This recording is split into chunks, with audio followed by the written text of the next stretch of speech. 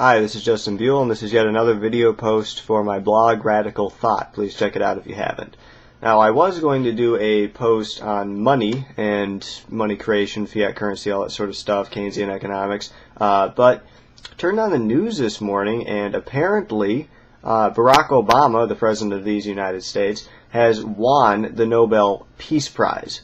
That caught me a little off guard, seeing as he's waging two wars, one in Afghanistan and the other in Iraq, which has not ended, even though a lot of people like to pretend it has. He's also bombing Pakistan, parts of it, and he's preparing what seems to be for an invasion of Iran, if not just heavier sanctions, which is a form of economic warfare. Now, I'm trying to figure out how the Nobel Peace Prize decided to give this to him with all of this going on. And on top of all this, he does preside over the largest military empire in the world, in the history of the world, if you want to look at it from a historical perspective. And he's waging two wars, the bombing of one country, and the possible invasion, if not economic warfare, against another one. And I just don't understand how the Nobel Peace Prize, peace and emphasis, could go to someone like him. Now, the reason they give is that he gave some speech at the UN about nuclear weapons and how we have to get rid of them. Well, the U.S. and Israel has more nuclear weapons than the rest of the world put together, any other country.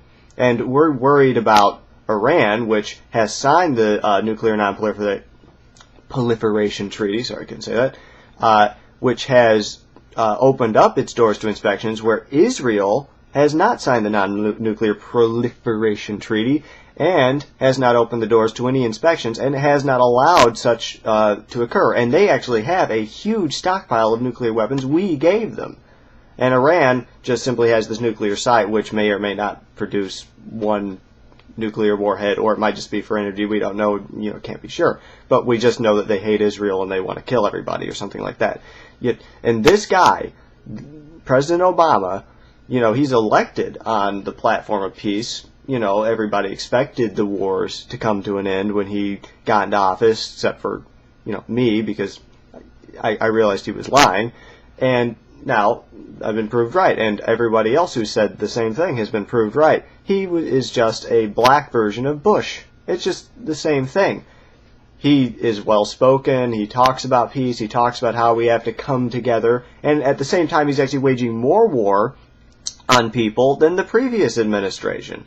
And it doesn't make a lot of sense that he would receive the Nobel Peace Prize, but then again, Paul Krugman won the Economics Nobel Prize, last year, so, you can't be surprised when he's simply spouting the same tired Keynesian, spend and print economics that got us into this mess, and then he wins an economic prize. So, I guess it makes sense for them, 2 years in a row of getting it wrong.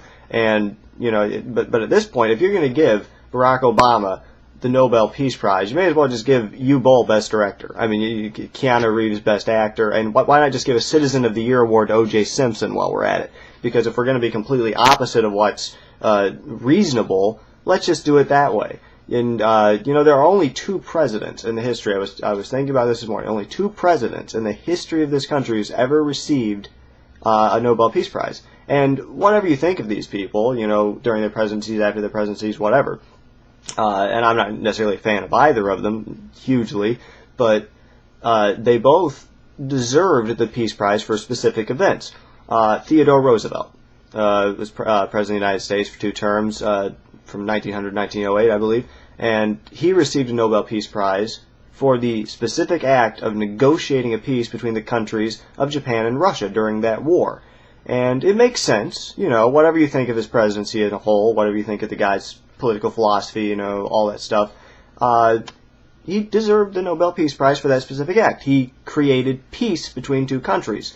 And then you have the second president, which was Jimmy Carter. He received it, of course, after he left the presidency, and he went over to Israel and Palestine in that area and tried to negotiate a peace there. Now, he wasn't exactly successful, on the grand scale, but he deserves to get a peace prize for, something like that. He's trying to negotiate a peace. But Obama hasn't negotiated peace between any countries. He hasn't tried to negotiate peace between countries. All he's done is wage more war, or at least the same amount of war as the previous administration. I mean, Bush deserves the Nobel Peace Prize as much as Obama does. It's just true. And it just doesn't make any sense that he would get this prize presiding over 2 wars. I don't think this has ever happened in the history of giving away the Nobel Peace Prize, that the person who received it is actually waging war while he's getting it. It's completely the opposite of how things should be. It just doesn't make any sense whatsoever.